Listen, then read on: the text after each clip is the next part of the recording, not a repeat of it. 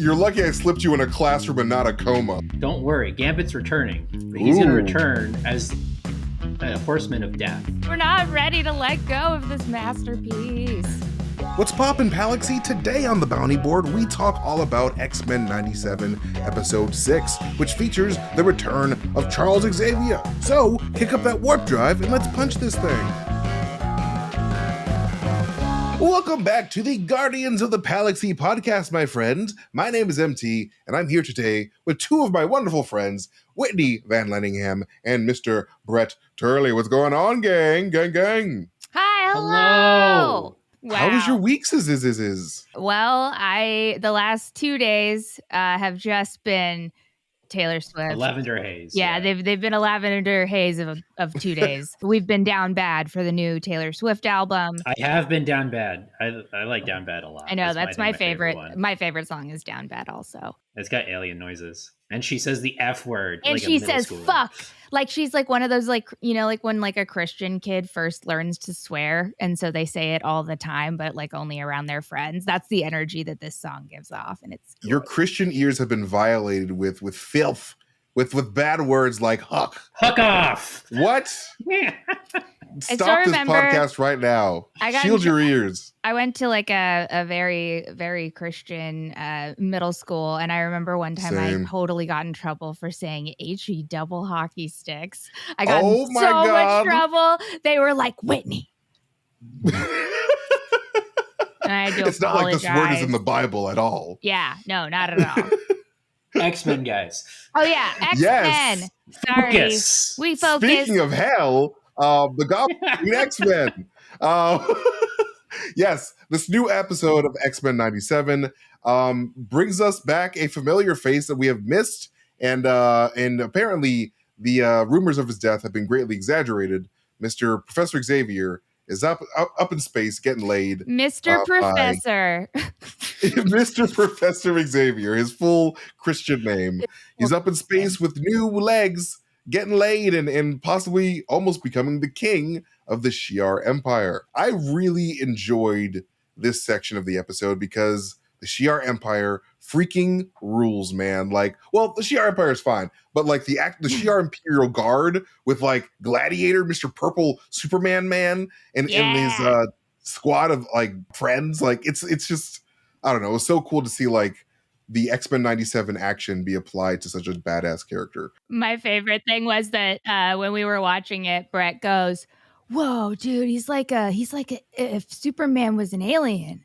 Oh wait, yeah, Superman is an alien. And I was laughing so hard. I was like, "Yeah, that's like that is kind of like what Gladiator is." Yeah, like, he's like alien Superman. His name is literally Clark. Like he's a parody of Superman. Yeah, he comes in with that sucker punch, and it's like, I mean, he's not exactly like Superman because Superman would never sucker punch anyone, but like, he comes in with that sucker. It's like, pow, you know. I think that entire fight scene in the beginning is just so fucking tight. To borrow a word from Taylor Swift. So did you say that's so fucking tight? Oh, the F word? Yeah, just the F word. Damn, is Kendrick Lamar on this album? Like, Jesus Christ, like she's going full. No, but Post Malone is. It's interesting. Post Malone without tattoos looks like an entirely different human being. Yeah, I'm sorry. I'm responsible for this. Yeah, you are. This tangent. But yes, no, we arrive at the Shi'ar Empire, and there's a lot of tension because there's certain parties that don't want Professor Xavier to become their king because of various intergalactic racisms that are not great. And they called us the Milky Way Ghetto, and I am going to file a complaint all the way to their galaxy. Because how dare she? She meant it. Like there was her eyes go like open up a little bit too. Like, yo, she meant it. She said the M word, Milky Way Ghetto. But yes, no, like Deathbird is obviously very against the union of Professor Xavier and Empress Lilandra of the Shi'ar Empire. And Professor Xavier almost gets his mind wiped to prove his love to his boo thing. Of like, you know, leaving his past life behind, but like he just can't do it because he loves his babies. He loves his ex-babies a little bit too much, man. And I really loved that. love seeing that because like when Professor Xavier's on Earth, he's pretty much a very guarded man. Like he's very like, I mean, obviously like he shows affection to his students, but like we never really see how much he loves his kids when they're not around. And like it's so interesting to see like him like be like, oh no, like if it's my girlfriend or my babies, I'm gonna choose my babies. Are you kidding me? Like I don't know. Like I'm not gonna choose love over like the kids that I built my whole life around. Like it's interesting to see like his tiers of like love. Like I feel like it's the kids, then Magneto, and then Lilandra. Yeah. And then pussy. Exactly. Like he's just like I care too much about the mutant kind. But anyway, what did you guys think about like this first half of the episode? I definitely think that after all of the bullshit that he went through on Earth, he definitely deserved finally getting some puss, getting laid on an alien planet. That's what we all want for our friends, and that's what we all want for Mr. Professor. For Mr. Professor. And hey, if Professor Xavier gets an alien pregnant, he can just like scoot on out of there. You know what I'm saying? I'm just kidding. Don't do that. Don't abandon your children. That's just a joke. I mean, it's the X-Men way. It really That's is. the Scott Summers way. That is the Scott Summers way. His brain is there. He knows.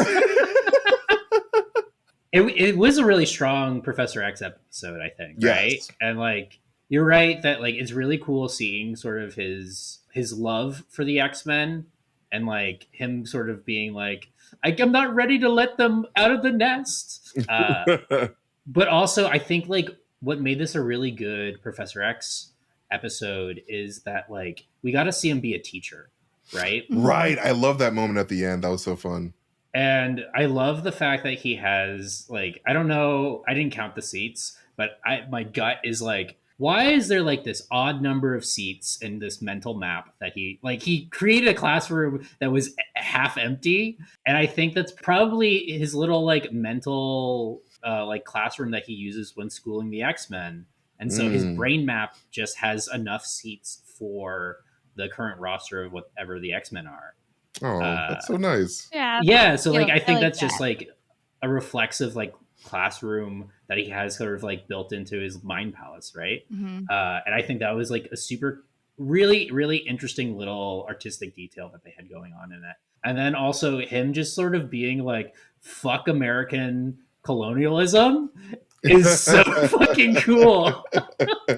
He's like, you guys are space America / England, and you know what? You think you're being real cool, but being like, join the United Space States. But you might be killing cultures and being kind of super uncool about it. I thought that was dope. The thing that like really broke my heart though about this episode was just how he finally got to a place where he is like in love and he feels respected.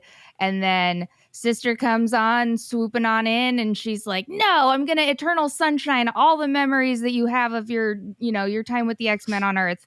And he is a person who has finally gotten away from like the discrimination of people on Earth. He is finally with somebody who loves him for who he is without thinking that he's like a freak. And very shortly afterwards, all of the people there started turning on him and calling him a mutant, even in his like, okay, I managed to outrun my problems in space. And then it's like, no, you didn't. No, you didn't. And that really broke my heart because I was like, I guess that to me, that kind of like made me feel like maybe it was an easier decision for him to be like, oh yeah, I made the right choice. I'm definitely going back because there's no matter where I go, it's going to be like this. But That's yeah, really I thought that was really heartbreaking. Yeah. Also, it's crazy that they're like, you're a goddamn mutant. And he's an Omega level mutant that is able to probably kill all of them. Yeah. I wouldn't be taunting that guy for fun. Yeah. Like, no, right? thank It's like, you, you're sir. lucky I slipped you in a classroom and not a coma. Like, you guys be lucky I'm a nice man. I'm going full Mr. Feeney mode over here. This was a really great Professor X episode, like you guys said. And I'm really interested to see like what's going to happen like with the end of the episode where Gambit shows up, looking kind of ghastly, looking kind of like ghouly. Yeah. Yeah. So MT and I were talking about this a little bit. I've seen some speculation that this is kind of a little hint that Gambit will return. Don't worry, Gambit's returning, but he's going to Ooh. return as a horseman of death. So Whoa. him like turning into that vaporized skeleton and then bringing death upon as the Sentinel and bringing Right. death upon all those mutants that Professor X felt like Obi-Wan Kenobi, which like that's what Obi-Wan Kenobi felt when Alderaan was exploded, and I was like, that's pretty cool. But yeah, the going theory is that Apocalypse is behind all of this. And he is going to resurrect certain mutants from the attack on Genosha as his Horseman of the Apocalypse, including Gambit as Death, and Gambit has played Death in the comics at one point. That's cool. Okay. Wow. I really like that idea. I like do that you think that too. Magneto will be amongst them as well? I don't think so, because I definitely think Magneto is on the side of he really wanted Genosha to thrive, right? Mm-hmm. And Right. I think it's Apocalypse wants to take over, right? Because that's like kind of his motivation is like only the strongest should survive. So I'm going to put the mutant community through difficult times, and then I'm also going to like sow discontent between the world and the mutants, essentially recruit mutants through that way, and then we're going to take over, and then the strongest will survive. Like this isn't my theory, so I'm like kind of like parroting other people's ideas, but I see it, you know? Yeah. No, it's very, very Yeah, interesting. I could definitely see, Gambit becoming the Horseman of Death, like you said, like he does in the comics. And because like the end of that episode just had him like looking very death-like while talking to Professor Xavier. But like, and also because like this season very much like with Mr. Sinister and Cable, like it very much feels like Apocalypse is on the horizon because Cable exists for the sole purpose of defeating Apocalypse in the comics. Yeah, Cable seems like he's a big part of the season, right? Yeah. Right. Clearly. Because like he does show up in Genosha. He's like, oh my god, like Mom, I'm so sorry. And like, this is the multiverse saga of the MCU. And so like I feel like Cable in like, a time travel-esque narrative, like this is a bit of a weird tangent, but not really. But the very end of the Marvels, it plays music from Days of Future Past. Yeah. And so like maybe like we're getting a Days of Future Past type of like scenario in the X-Men 97 universe where like timelines will be traveled and like some weird, I don't know, it'll eventually cross over with the MCU via timeline multiverse chaos. Multiversal shenanigans, yeah. And I was thinking about this idea the other night. This is another weird tangent, but like since the end of Guardians of the Galaxy Volume 3 had like the High Evolutionary still living and still chilling on Nowhere, I would be so great if the High Evolutionary crossed over into the X-Men 97 universe and it was like, all right, cool mutants, time to do my terrible man thing and just be rude to these people because they haven't suffered enough. Yeah, it would be so cool to see them like continue being the High Evolutionary over there because they did mention at the end of the episode the term evolutionary war, and that got me so hyped because like that's a big event in the comics that was like that had to do with the High Evolutionary. So like I wonder if I'll see him at some point during the season. Yeah. Apocalypse has also fought the High Evolutionary before. Oh, so like I didn't know that. That's cool. I mean, it's comics, so like everyone's fought everyone at some point, Yeah. right? Well, yeah, but still.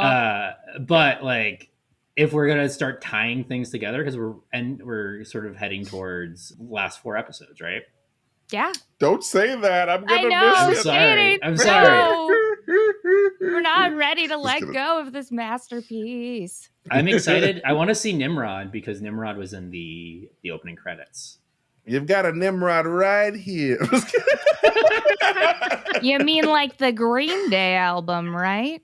Yeah. Nimrod. No, he's a kind of a Dorito shaped sentinel. A Dorito like, sentinel. He's a Dorito sentinel. Yeah. Right. The most delicious sentinel of them all Mr. Nimrod. Num num num num num. He's like Super Skrull, but for Sentinels. He's like the best Sentinel. He's a big man, big wide man. But yes, no, it'd be so dope to see Nimrod. I really want to see, who do I want to see? But no, it was so cool to see Retro Kree at the beginning. I do want to mention that. It was just so cool to see that cool retro design. I wonder if we're gonna see OG Captain Marvel, but we shall see. But anyway, let's talk about the second half of the episode. But are we gonna do a fake ad first? Yes, we are. Hell yeah, we are. I mean, a real ad. A very real ad from a very real sponsor who definitely exists and we did not make up and we are not about to make up right now with this dice roll. Nimrod Doritos. Nimrod Doritos. Yeah, we just want to sell Doritos by Nimrod. All right, the number we got here is 13, which is clown. Ooh. Clown. Okay. 16 is... The most unlucky number, clown. Is oil for snakes. Clown oil for snakes. Clown oil for snakes. Hi there. My name is Punchy the Clown. I'm here to introduce clown oil clown oil for snakes. It's not for the snakes, it's for the snakes. You rub the clown oil that I secrete from my body all over your snake. And soon your snakes will be juggling. Your snakes will be throwing fire hoops. Your snakes will be able to fit like 87 of them into a very, very, very small car and or fire truck. It'll be amazing. You'll never want to settle for less than a 3-ring circus ever again. Clown oil for snakes. I'm just like imagining a snake trying to juggle because it has no hands.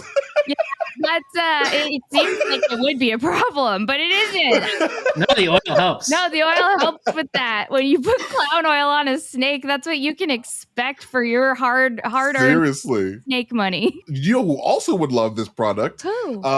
The adversary, probably, because this dude's a really weird villain, a scary villain. I would pee my if the adversary was like in the MCU, like in a Marvel movie, I would probably poo my pants. Because like that's a very scary villain, like someone that could just like bring out. If Raimi directed it too, yeah. Bro, like Raimi or Scott Derrickson, bro, it would be going down. It would be. Give Scott another movie. Seriously, I want Scott Derrickson back in the MCU, man. He's so good. He's so good. Like, oh my god, like putting him like on the darker side of Marvel, like the Midnight Sunsy type of like scary. Yeah. Bro, like give that man Swamp Thing, man. Not Swamp Thing, Man Thing. Mixing my DC and Marvel. Or Swamp Thing. I don't care. Either one. Any kind of thing he wants, he can get. But no, so we catch up with Storm and Forge. They're having some relationship troubles, but they're also having a demon problem. As you know, in the comics, Forge is a shaman who deals with like the magical elements of the Marvel universe as well. It's like, so she's sort of like a Doctor Strangey type of character, which is so cool to see him do some magic. And I freaking love this character so much. And I really hope that we see him in the MCU soon because like it's the best of both worlds. It's like Tony Stark and Doctor Strange in one. They little kiss, they make a baby. Mwah. And that baby's a mutant. And just a perfect bridge between everything. Seriously. And he gets to sleep with Storm, the hottest woman in the Marvel universe. Let's be real. So hot this episode too. I mean, like, especially at the end when she gets her comic book accurate design, the OG Storm design, so cool. And I really like this episode because like this was very much Storm's Jedi episode. Like throughout the Star Wars series, like they always say like that fear, facing your fear is the path of the Jedi, and that's essentially what Storm had to do in this episode. It's like, all right, confront like your biggest fear. What's keeping you from moving forward and becoming the best version of yourself?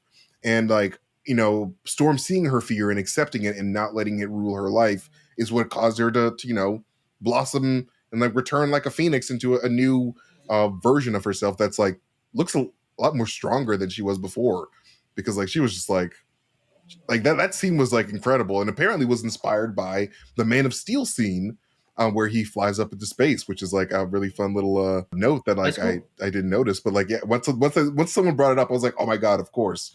because it looks exactly like it. Guys, I'm so sorry. Time out. Is that Pugsley snoring? It is. It is 100% He's so Pugsley loud. snoring. I'm sorry. It is okay. I'm just going to smile and nod, and we will Just cut my your audio. Okay, It's cool. fine. Sorry, I don't want you to have to wake him up, but also, oh my god, it is so loud. That is that noise. That is what that sounds noise is. like For the past 10 minutes. Sounds like a leaf blower. Oh my god, what a Yeah. little snort machine. I love That's that so guy. funny. He's also like, he's sleeping like he's dabbing. Oh my god! Wow. The old he's ready sleep dab.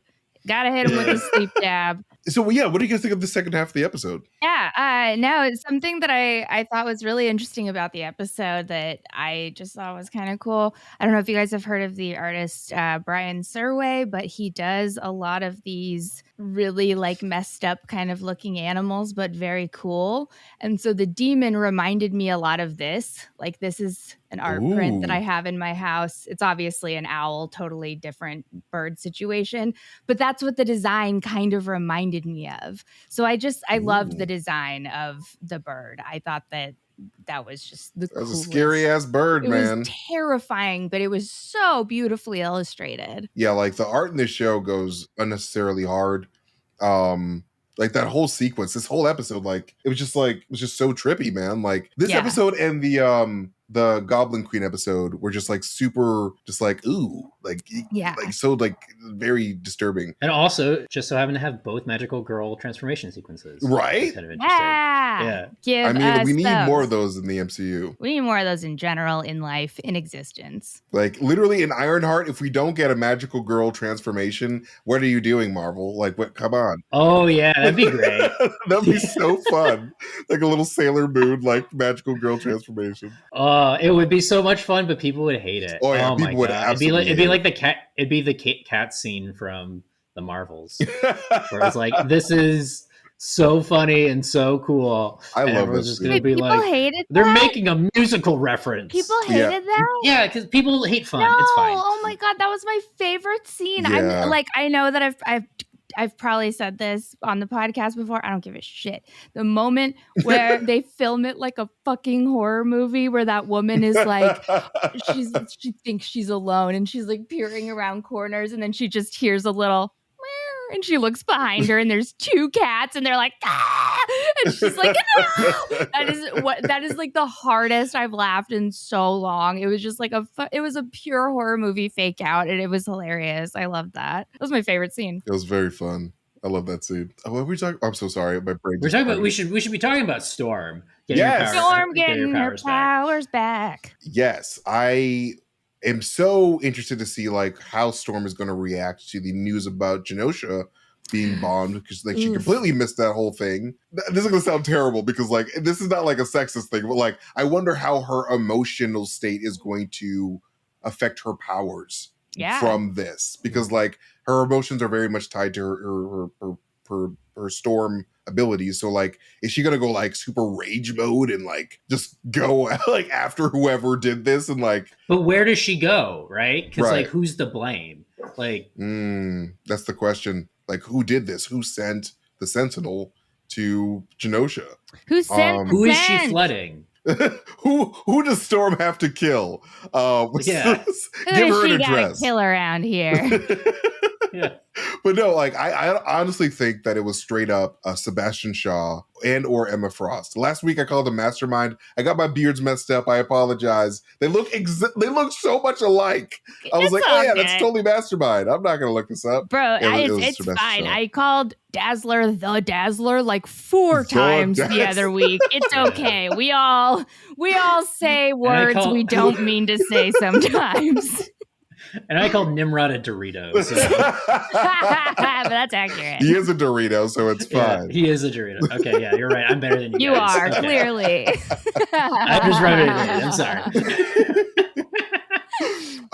But yeah, no, I'm so curious to see like what's gonna happen about this Genosha business, because like obviously Xavier's headed to address it, Storm's headed to address it, and it seems like Scott himself might potentially go like full on radical Scott and end up becoming a new Magneto in a weird way, and just be like, you know what, we're done with the human race and like, well, not we're done with the human race, but like we want our freedom. We're done being oppressed and like maybe become like the new leader of Genosha. Who knows? But like, did you guys have any more to say about like the second half or the episode in general? Do you also think that Storm is more powerful now that she's sort of unlocked her fear? Oh, it hell seems yeah. like that seems to be the implication that she has more power than she had before. I don't know how that's going to manifest because like she was already pretty damn powerful as we saw in the first episode. Like she was like decimating the bad guys. Yeah, but now she's powerful and she can crawl through tight tunnels. A skill. So hey. A skill. A She skill. doesn't need because she can blow up mountains. Yeah. But then she might accidentally blow up the magical cactus that she needs to save Forge. So what are you going to do yum then? Cactus. Sometimes you just got to crawl through a tiny, tight cavern, and Storm now has that power. And I love that journey for her. Like, I wonder if like this magical cactus fruit is somehow tied to that weird like cave that we saw at the beginning of the Echo show, or like the weird like Native American cave that we saw in What If with Kahorti's character. Because like it just seems like there are plants or irradiated plants that have magical properties, and like it seems that maybe potentially there could be a vibranium meteor where Ooh, yeah, where they were at, similar to like Black Panther, right? Right. Like Black Panther and Namor. That's interesting. I think that like something in that area might be causing like the local flora to have like special properties and like, able to heal weird demon growths on the skin. What was it in What If? It was the Cosmic Cube? Right. So like there's probably just really cool, like, I don't know, magic plants, irradiated plants. Anyway, I'm just saying random things. Blah, blah, blah, blah. Cactuses are delicious. Spread some on your skin. Spread some on your skin. There's one more thing I wanted to say about the episode. So Forge, like, I wonder if Forge is going to be joining the X-Men. I mean, like, it seems like that seems to be the path forward, which would be so cool. I would be so rad to see him on the X-Men. Full time. Man, once he gets his cactus medicine, anything's possible. Anything's possible. And it worked pretty quick. Yeah. So very quickly. I think he's good to roll now. That's the great thing about superheroes and cartoons. You can just get a little tiny bit of medicine and boing, you are good to go back into battle. I want that next time I have a tummy ache and I'm not feeling brave. Give me that cactus. He moves so fast in this series. Like him and like Storm are already in love. He got like cured so fast. Like it was just like lightning pace. Things are just moving at a clip. But that's just how cartoons were back in the day. But yeah, no, I freaking love the X-Men 97 like season that we're in. Like I just love this era because like it really does feel like we're kids again. Like just watching Saturday morning cartoons and like just talking about them like we did like when we went to school the next day or 2 days later and to be like, oh my God. Like, did you watch X-Men? Like, oh, it's so cool seeing, like Cyclops do this or like Storm do that. And like, it just feels like we're in the 90s again, which is so dope. X-Men. Watch it with your pals. Watch it with us. Then talk to us about it and buy some merch at Guardians of the Palaxy .store. Please, please, please. It is the coolest and raddest and best way to support us after watching our videos, of course. Yes. Also, this looks like it's going to be another relatively short episode. So please remember that if you are the kind of Palaxian who likes to do chores when you listen to the show, this is great for like one quick load of dishes, one quick load of laundry. Pals, we get it. Mental health, it's in the gutter sometimes. Sometimes you don't want to do your dishes. Sometimes you don't want to do your laundry. Let the pals help you through that. Get your laundry done. True. Do your dishes. You're going to feel better afterwards. Yes. And tell a friend about the podcast. It really helps the channel out. Subscribe if you haven't subscribed. Yeah, do that too. And hit that notification bell. 10K. We're so close to 10K, guys. We're going to make it. It's going to be amazing. We should do something special for 10K. I don't know. We got plans. Anyway, we gotta do something we'll talk about that later. Yeah. Please be kind to your pals. Hug your pals. And we'll see you guys next week. Bye. Bye.